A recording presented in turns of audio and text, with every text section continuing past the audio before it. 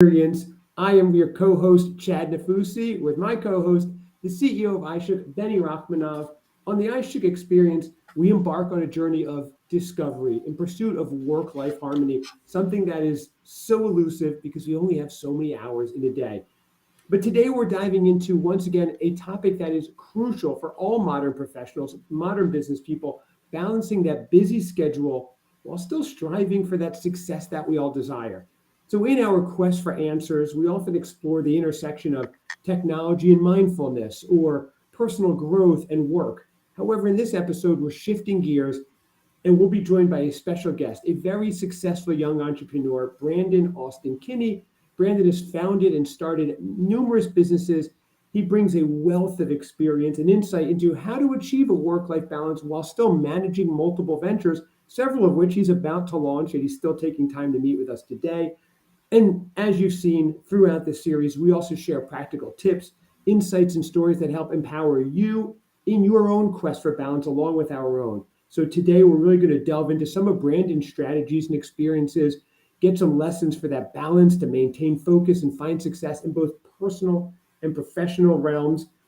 But remember, this podcast is not just me talking or Benny talking. We want to hear from you as well. We want you to share your thoughts, experience, and questions, and really build this iShook Experience community dedicated to growth, resilience, and most importantly, thriving in every aspect of life. But Benny, before we bring in the guest, I just want to quickly recap episode 4 last week, which was really fun. We were joined by Kira Deneen, a distinguished genetic counselor and also a podcast host on the iShook network, which is really great to share the screen with her.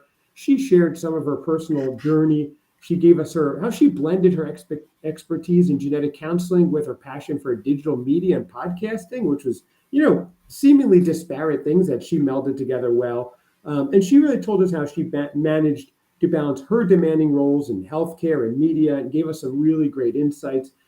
She delved into her own advocacy work and highlighted her efforts, just about geneticism and genetics work and staying resilient and motivated in the face of challenges. And she's done all that at such a young age. It was really inspiring.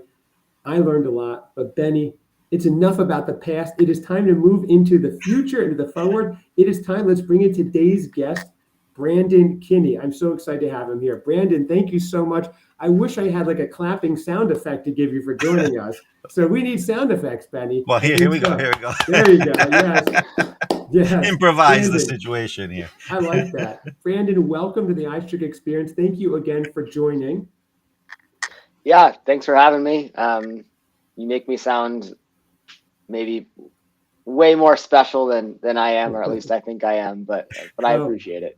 You're welcome. And we're not done yet because I want to give a little bit more about you. Right now, Brandon, for everybody watching, is working on not one, but 2 startups at the moment, one of which should be launching in just a week or 2. Yeah, Brandon, I asked you to join us. You kindly enough took the time to do it, which is crazy with everything you have going on. Not to mention, you're also the head of marketing for several tech companies. And on the side, you also own your own advertising agency. So I'm tired just talking about his ventures, Benny.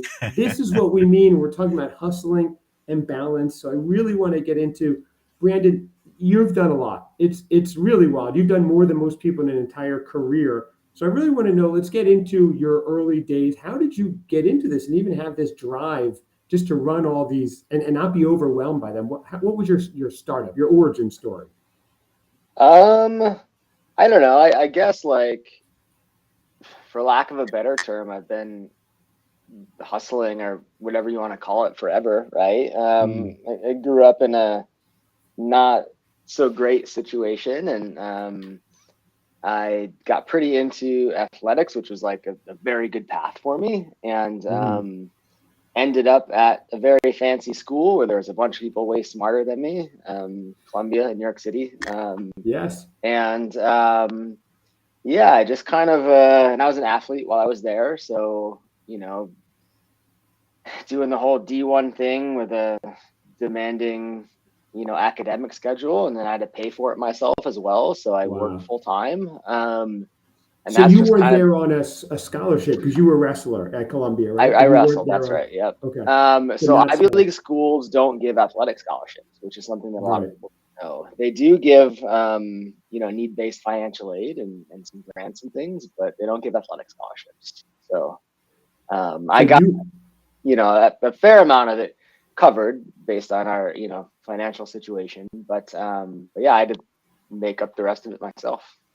Wow, I love it. It's like a Horatio Alger story, Brandon, because you went from just growing up in humble circumstances, then having to originally learn how to juggle. So how did you do that then? You had to pay for school. Were you working while you were at Columbia as well? Yeah, I worked full Yeah. time Wow. for most of the time I was there. And I don't know, when you're forced to do a lot of things in a compressed time frame, you don't really have time to spin out of control, right? That's right. Is one of the things that I found. So yeah, I've just been used to being busy. I think is the short of it, right? Right. So you learn, well, you must have also, even at a younger age, worked hard to have the dedication to be able to become a D1 wrestler and become a great enough student to get into an Ivy League school as well. So you were juggling these early on, even. So even in your Yeah, formative years. yeah, I think so. It's just kind of what I've known, I guess, right? Right. You wouldn't know any other way. You wouldn't even think to just say, okay, I've done one thing for this week. I'm good. I've accomplished one thing. You have them all going at the same time. I Benny, it I sounds like a try, little bit, yeah. Benny. Every time I talk to Benny, he's juggling new ventures as well, new things he's launching weekly. So you guys are very similar with that. And I love it because I find it inspiring myself as I'm trying to, juggle things myself. So in your background, you got out of college, and so you were wrestling for a while, and you graduated from Columbia.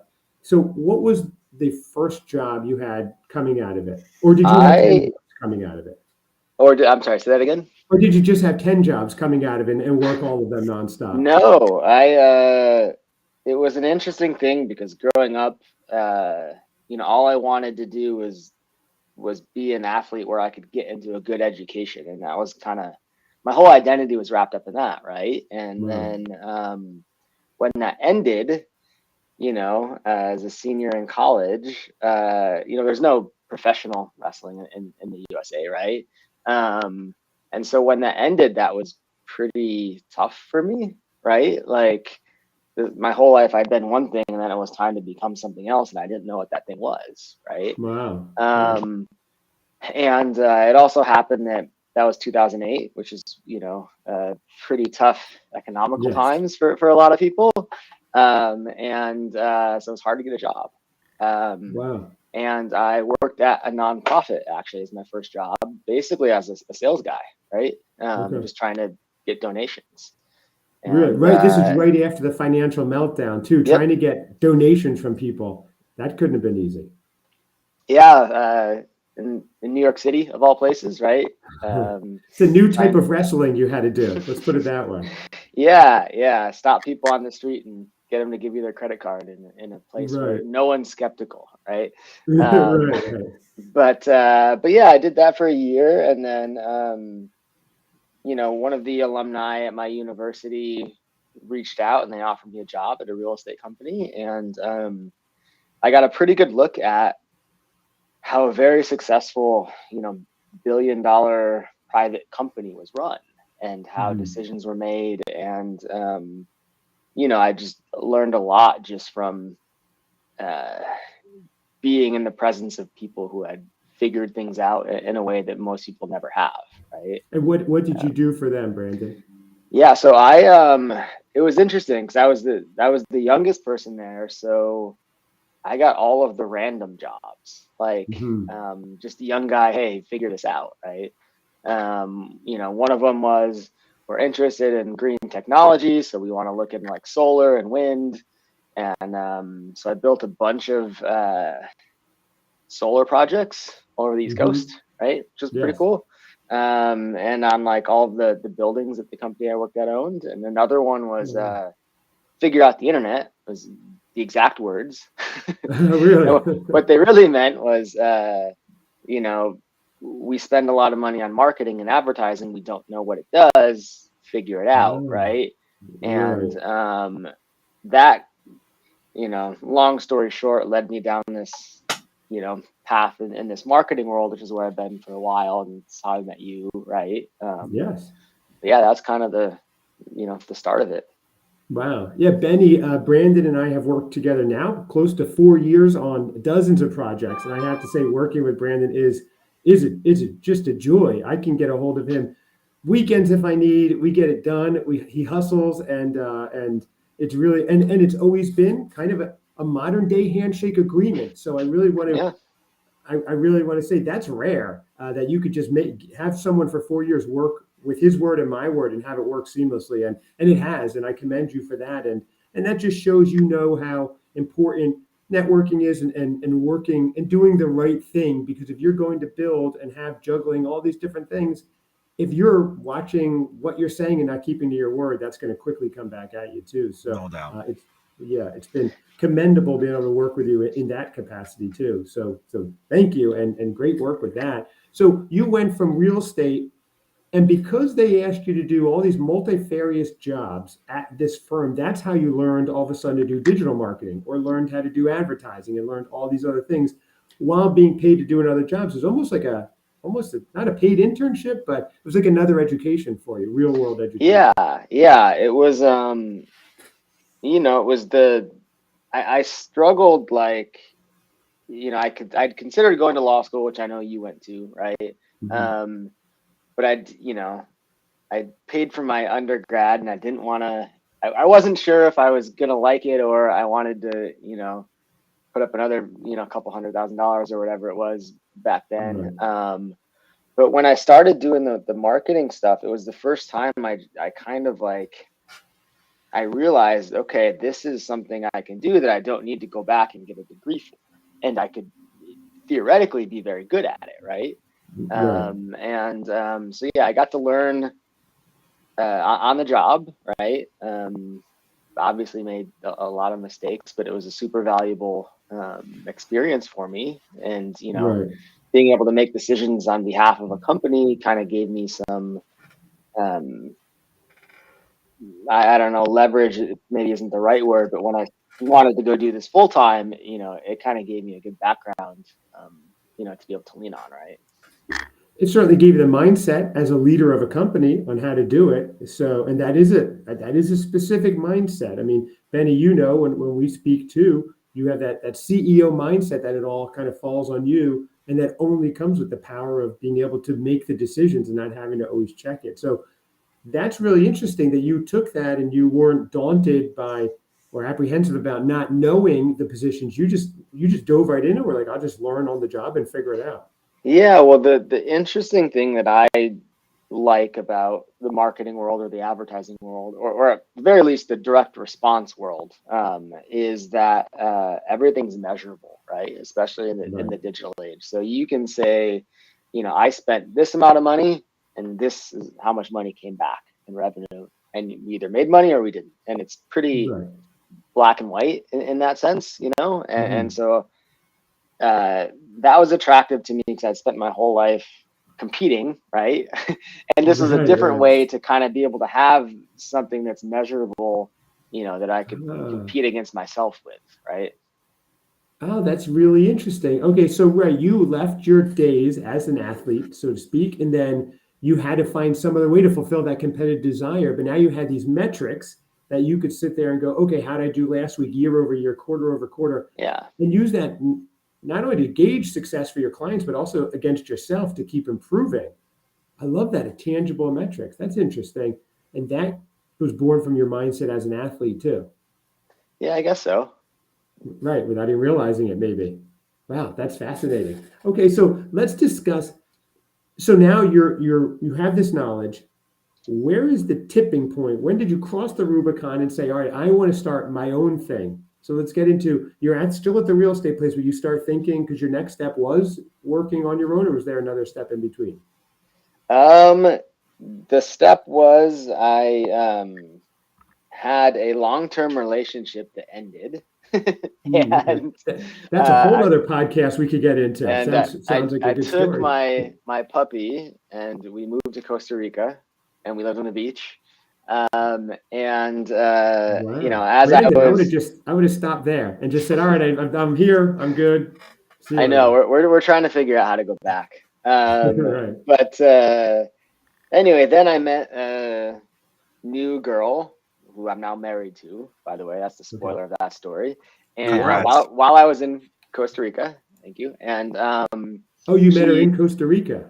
I met her like a long time before that, but we started dating when I was living in Costa Rica, and so when I was planning on coming back to the States, she lived in Chicago, so that's where I went, and I got a job at a giant company doing marketing. One of the top, I don't know, 50 or 100 biggest company, like Granger. They're massive, right? They're everywhere. Right. And so that was my first like full-time marketing position at like a different company.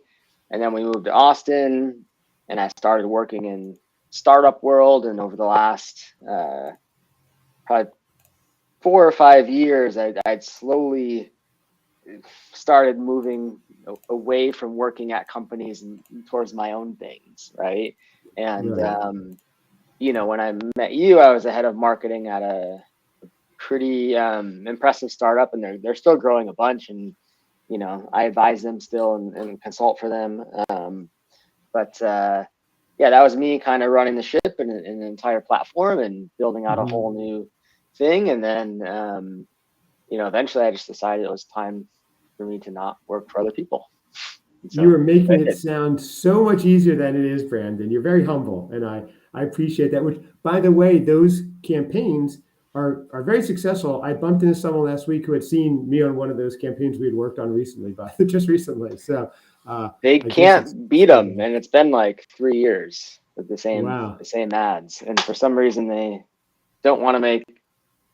They keep trying to beat them without this recipe that we have, and they don't seem interested in going back to the recipe. But yeah, it's the secret sauce. They can't do it. Maybe they will ultimately. But so let's get back to it, because I'm fascinated. Benny, this he went from working in New York to just saying, I'm going to Costa Rica, and kind of glossed it over. That's something that people dream about, talk about, daydream about when they've had a margarita in the summer. Then Labor Day hits, it gets cold, they forget all about it and go back to work. You took the plunge and did it. Now, when you moved down, this is almost like a Henry David Thoreau going to live in the woods by himself and confront the essential facts of life. When you went down, were you like, this is temporary, I'm going to find myself, I may stay long term? What was your mindset at that point? Because that's fascinating that you were brave enough to take the plunge. I think all of us at one point or another have said, forget it, I'm going somewhere, I'm going to a tropical island, and I'm forgetting all of it. Well, usually people who go to tropical islands usually go to retire. He went there to work. Exactly, right. Well, I worked a little bit while I was there, but I don't know. It's something I had always wanted to do, and the certain circumstances in my life, were such that it made sense in a way, and I thought that if I don't do it now, I might not ever do it, and I feel like I would very much regret this. So that's kind of what happened. So it was more of an experiment, though. You didn't think you were going to long-term just go full tropical lifestyle. I wasn't sure how long I was going to go. My original ticket was for 90 days. Just because you need a return ticket, I think, legally or whatever. And I had to come back for something, but I stayed for a year is what happened. Wow. Okay. And while you were there, you were working on marketing, learning marketing, or working on your tan? Worked on my tan. Surfing? I did not surf at all, actually, while I was there. I didn't pick up surfing until the pandemic, which is another time when I quit my job and I went to Hawaii. I picked up surfing there, but that's balance. Going to Hawaii and Costa Rica, I like it. Yeah, but no, that's balance. That's like two different spectrums of the globe. Oh yeah, he does go from one end to the other. Yeah, for sure. Yeah. So, Brandon, what were you saying? You ended up going to Hawaii as well.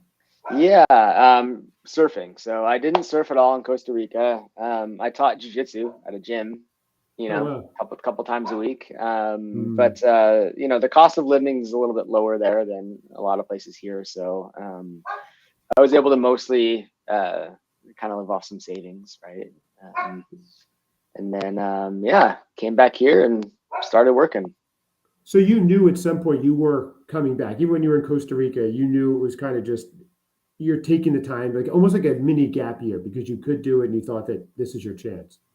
Yeah, I mean, I kind of my approach with a lot of things is to just experience them and try to not make decisions about them before I experience it. And I find that I'm generally more open and receptive to things that way, right? So Mm. you know, I guess probably didn't plan to stay there forever, but I didn't rule it out either, right? Right. Yeah. And you were almost ahead of your time, because if it was now, you could have worked remotely from wherever Yeah, you were. Yeah. If you just missed it by a few years, could have been I know. full island. So then you go, you're in Costa Rica, you come back, and now you're like, okay, you're working for this big company, which I take you were by then used to making your own decisions, having more power and more say. So at that point, you decide, okay, you're going to go on your own. So how did you decide exactly which type of business to start? Like, what factors influence those decisions? Because you decided mainly you want to work for yourself and go from Y- there, correct? Yeah, so fast forward a few years. The one that's like, I guess maybe most interesting to talk about is I started a supplement company, which is about a week, maybe a little bit less from us selling our first products. And Congrats. Amazing. thanks. Do you Yeah, want I to, mean, what did you, is the name ready? Is it out there? Let's put it out there yeah. like it's So the name of the supplement itself is called Neuro Nourish. So neuro like the neuronerve. brain, Okay. and the website is sensorysupplement.com. And the story behind it is I met two pretty good friends who both have children with autism, and one of Hmm. them, his child has very severe autism, right? Non-verbal, you know, pretty physical against himself, and you know, Mm.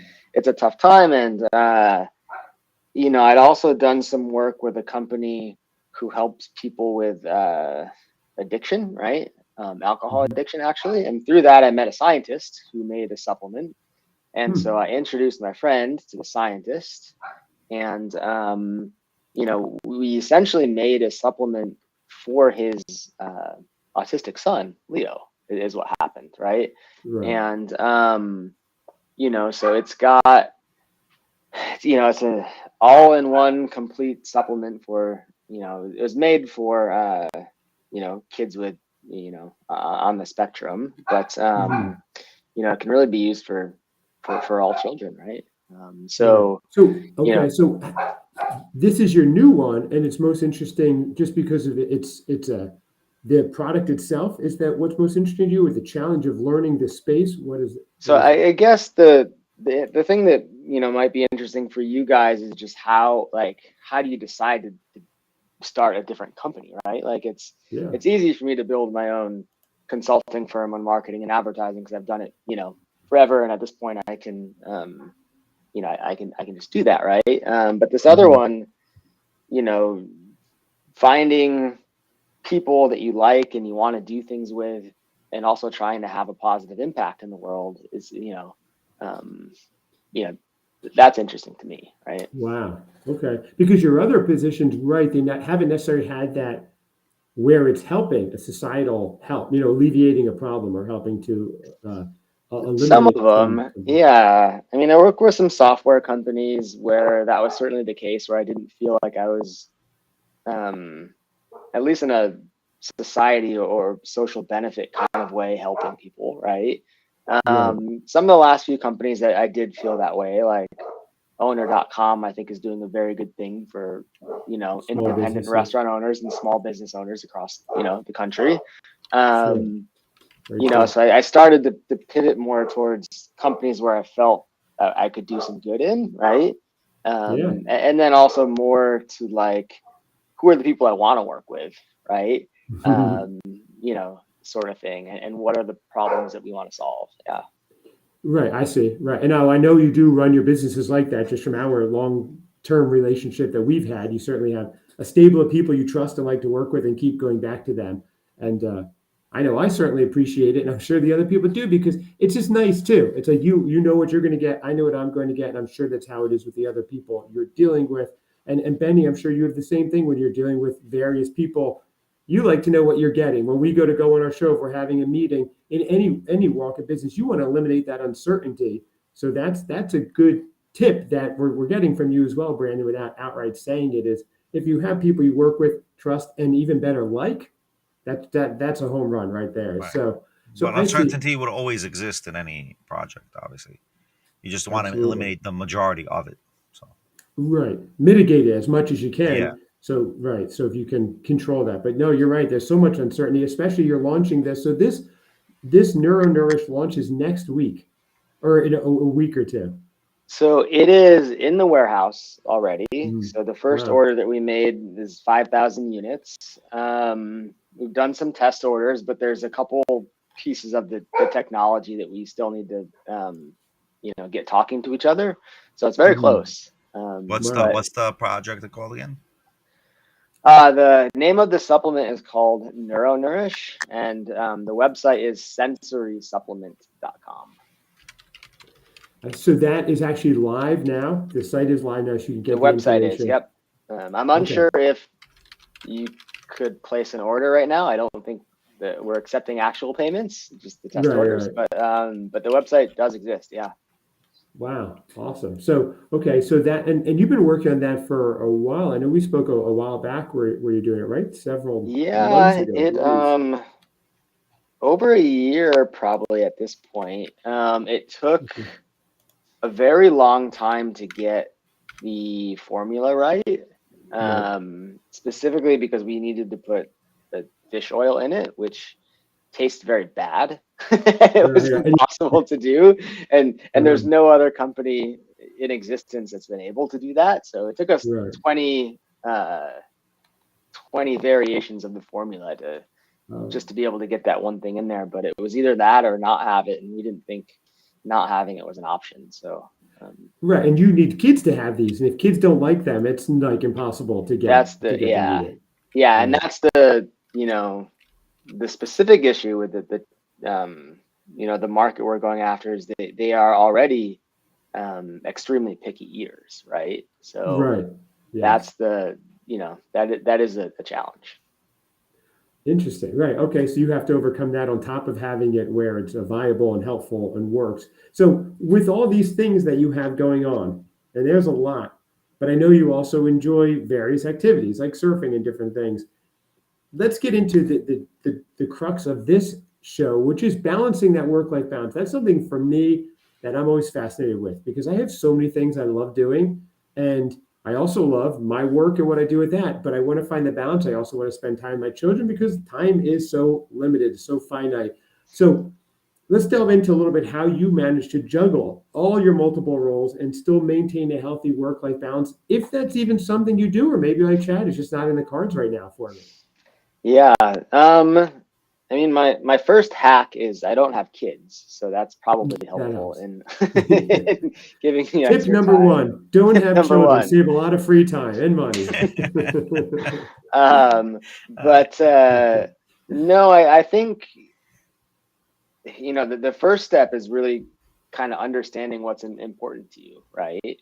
And if you don't spend the time to do that, it's pretty easy to just like budgeting, right? Like if you've ever sat down and looked at your finances, you might go, oh, we spend more money on this than I thought we did, and we don't really care about that. Well, maybe you should readjust where you spend your money. So it's the same thing with your time. And so for me, like, I have certain non-negotiables, which might be like exercise or spending time with my wife, or we do travel a lot, and those things get planned first, right?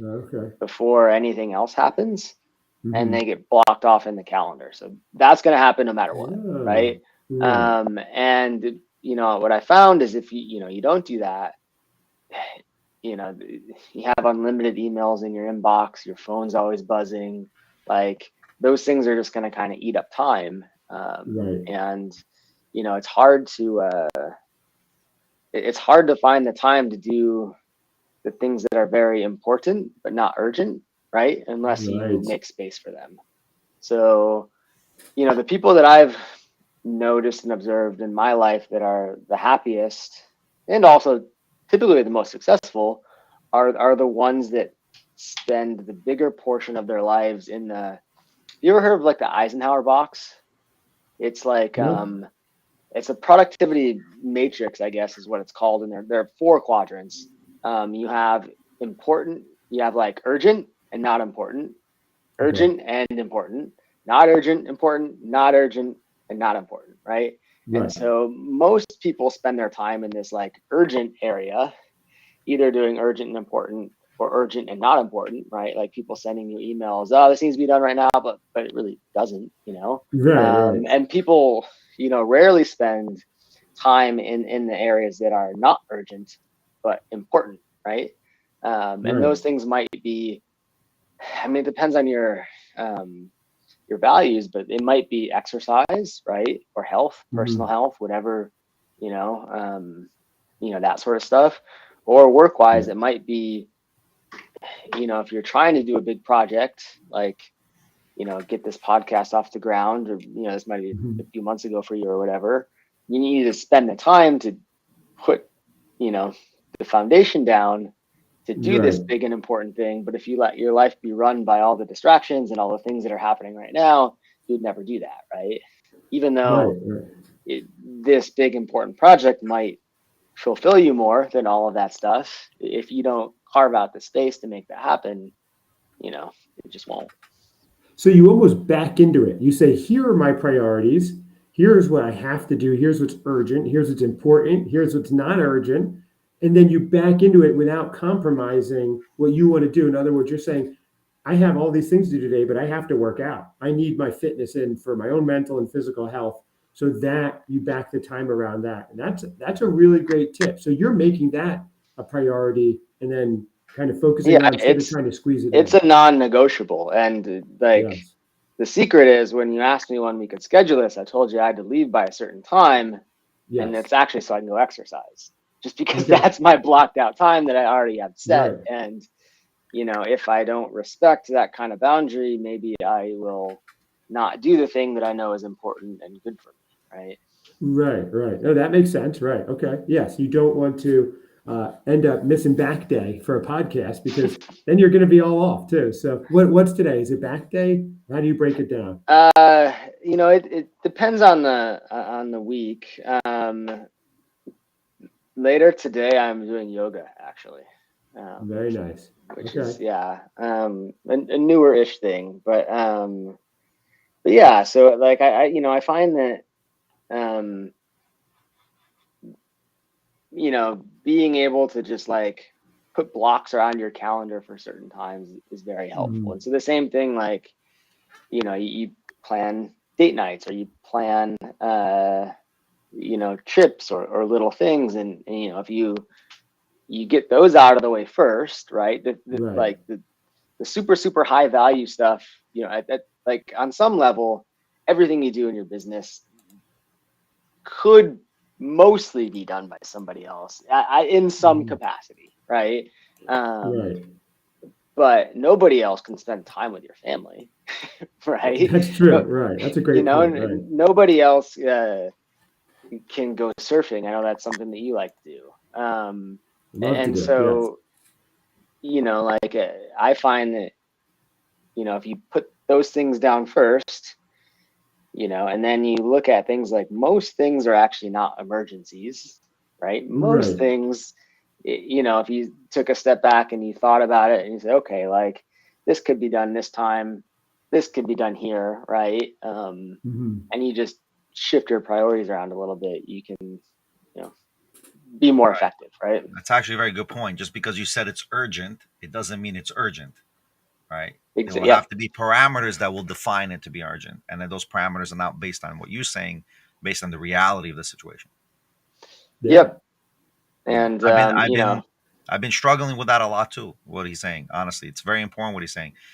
In business in general, there's an urgency to be always relatable, but you're forgetting one thing: you will always be relatable. Like we're doing this podcast now. I try to tell everyone, just because we got this podcast and we push it out today, right, or whatever it gets pushed out, right, doesn't mean it's always never relevant. It will always be relevant because Right. we always have an audience who never saw it. So there is no Right. real urgency. so, so That's you know, true. Right. there's no real urgency to get it out. You should get it out because that's just procrastinating. But that's like a You're huge right. thing. What he's saying. I mean, this is like what's it called?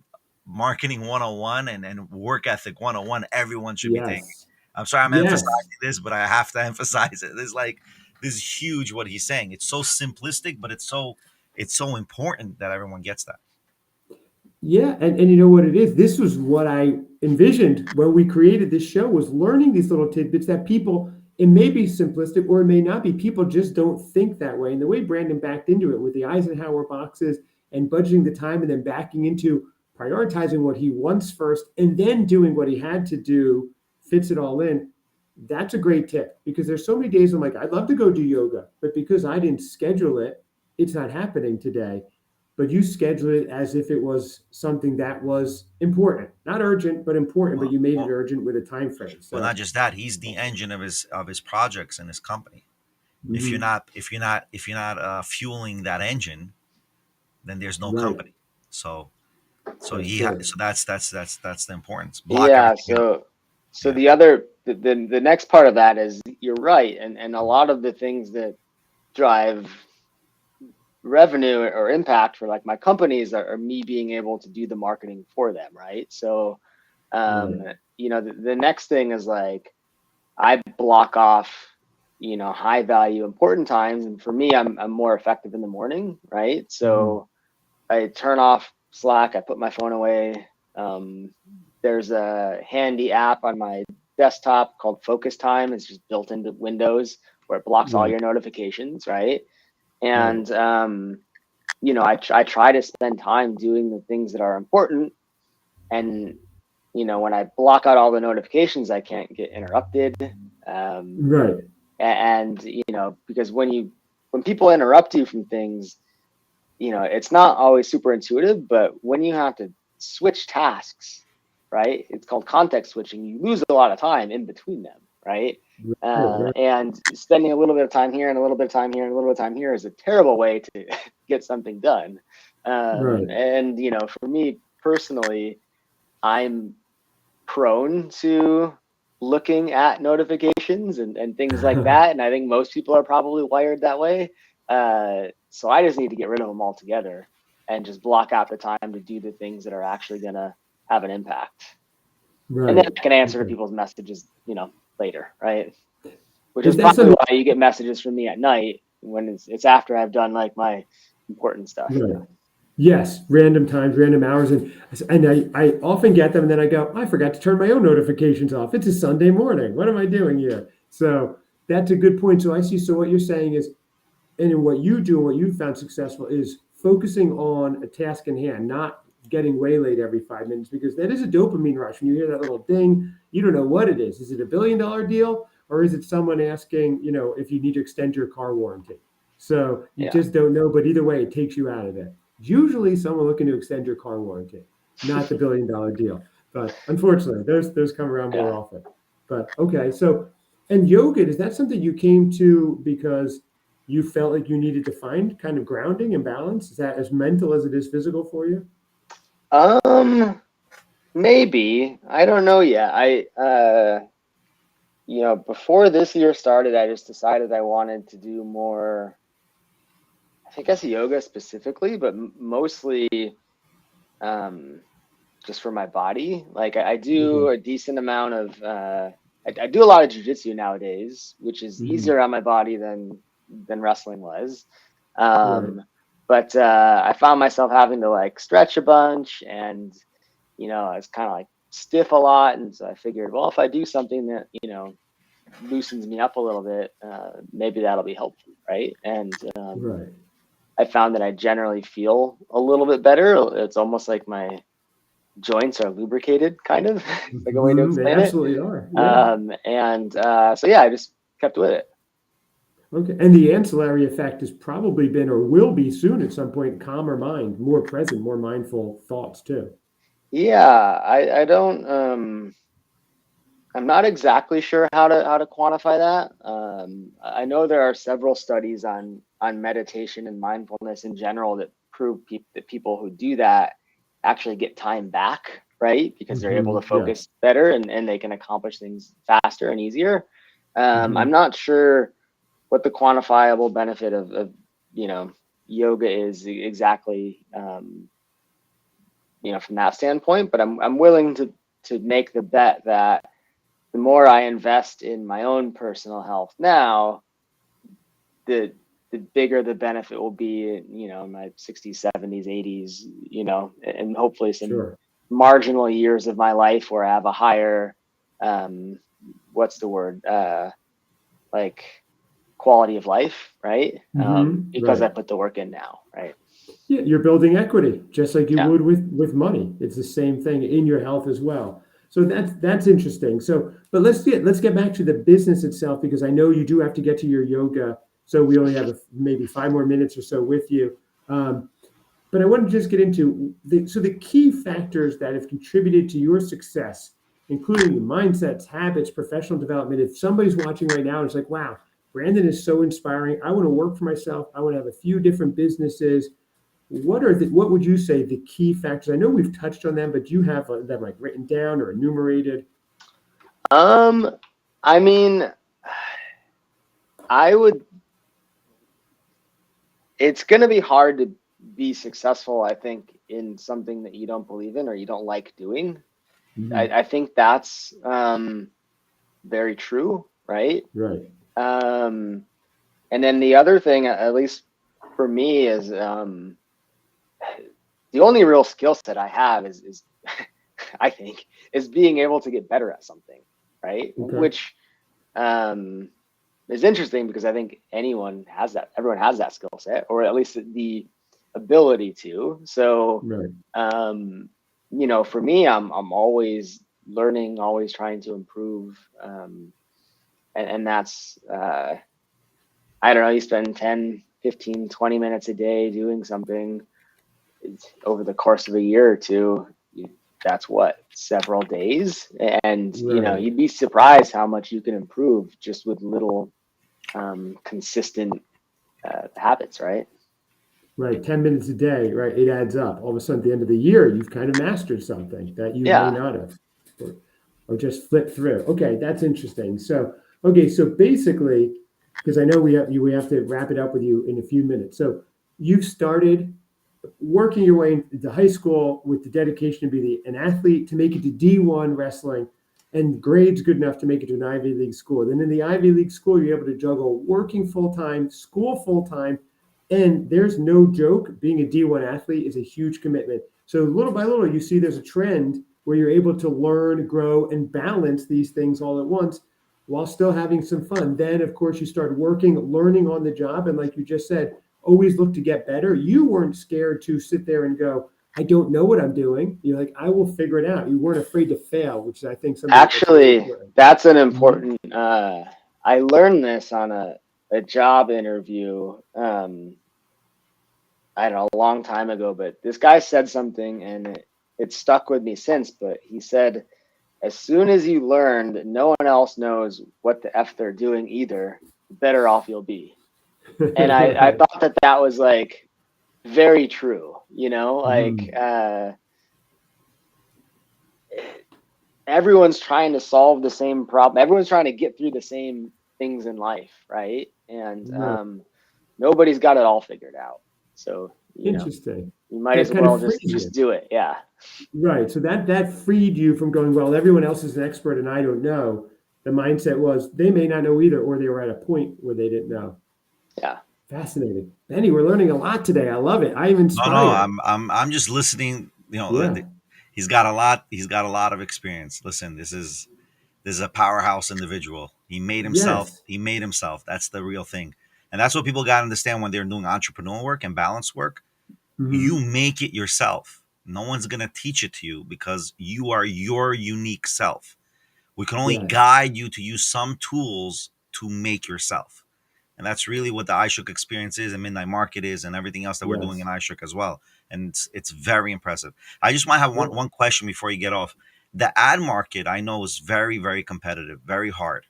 How do you detach yourself mentally from the work? I understand you detach yourself physically, right? You break out the time, but how it's like people who do stocks. It's very hard for them to detach themselves from the stock market in their mind. Right. And also when you do cryptocurrency, like I try to do trading, I don't do trading. We just created our own token. I'm like, I'm not gonna trade. So I'm like, and it's 24 hours the crypto. But what advice would you give our viewers? Basically, how do you mentally detach yourself? So you're doing the yoga. Right. Okay. I think that's kind of hard to mentally detach yourself when you're doing yoga, right? But when you're doing jujitsu, you have to focus. It's an automatic detach, right? So I'm pretty sure some activities you're still thinking about it, but still doing the activity. So what would you suggest in your experience to detach mentally? Wonderful. Yeah, I mean, admittedly, it's hard for me, right? Like, in my world, I spend a lot of money for other people mostly, and there's a big responsibility that comes with that, right? Right. You spend a couple $100,000 a day of someone's money, you better not lose it, right? Yeah, that's a lot so of worry. it's That's so huge. it's hard to not look at your phone and do things, right? So I try to set up some type of guardrails and automations and things that will notify me if something happens. But most of the time, like, I'm not super great at it, but I try to end my day at a certain time, right? And then I have, kind of nighttime activities or whatever where you wind down and try to not think about work, sort of deal, Right. um, Right. which helps me sleep better, and also, not focus on work all the time, right? Right. But admittedly, it is hard. I think that if you don't force there's got to be a forcing mechanism of some sort that like puts you in a place that allows you to detach, because otherwise, at least for me, it's hard, right? If I'm not doing anything, I'm just gonna sit and look at numbers and try to make a better YouTube ad, right? Right. Right. Right. No doubt. No doubt. Yeah. Okay, that makes sense. So it's something that is it's not easy. It's you're striving for as well. Doesn't come Yeah, naturally. Makes sense. I don't know. I'm probably more guilty of looking at things constantly than most people. Mhm. But I'm trying. Right. No, Yes. Right. that's actually he's presenting a good point. Every individual would again have to assess himself. How does he do it? But the key thing is you will have to force yourself to do it. There has to be a forcing mechanism. And that's Right. very important. People got to put themselves in a position to detach mentally and physically. They can't, And they Yeah. can't get engulfed by the work, so to speak. yeah, it's Yoga is probably important doing that too. it's important to step away from stuff, right? Right. Yeah. Certainly. You come back refreshed too, and you're better to serve yourself, your client, your business, everything. So it makes sense. And blocking this next hour for yoga is the way to do it. So I don't want to keep you much longer. I know you have to get running. So I want to thank you so much for taking your time. You've got your advertising firm, Calvin and Hodges. You're launching the sensorysupplement.com with Neuro Nourish in the next week or two. So take a look at that. It's going to blow up. Everything Brandon does is great. And I know he really takes the care to make sure it's a fantastic product out there. And it's been really great just hearing your journey, hearing some of the wisdom you've gleaned along the way and sharing it with us and just taking the time. I really do appreciate it, Brandon. When I reached out to you, I would have understood if you're like, Chad, I'm just way too busy, but you did it. You took the time and we Appreciate it. really appreciate it. Thank you so much. So, and I just want to say to everybody, thank you for joining us on the iShook experience. Check out our daily blog at iShook Daily. Connect with us on ClickTalk. Check us out on iShook.me. Explore our AI solutions at iShook AI. Join our social media community at iShook with integrated chat GPT. There's a lot going on.